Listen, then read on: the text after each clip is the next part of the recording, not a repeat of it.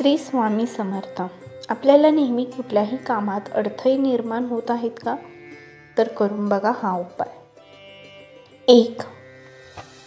एक अत्यंत प्रभावशाली पर्याय सांगतो. नित्यकर्माने करावा, सर्व अडथळे दूर होऊन जाते. 2.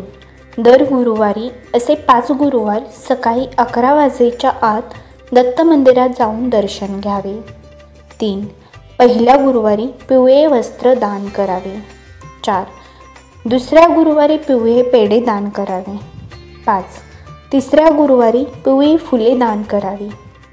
6. चौथ्या गुरुवारी घरातील 2 चमचे साखर दान करावी. 7. 5व्या गुरुवारी दानपेटीत गुप्तदान करावे, ते पण आपल्या इच्छेनुसार. 8. प्रत्येक गुरुवारी दर्शन करत असताना देवाच्या डोळ्यात डोळे घालून मनातील इच्छा बोलावी. 9. हे 5 गुरुवार नित्यकर्माने केल्यास आपल्या आयुष्यातील सर्व अडथळे दूर होतील.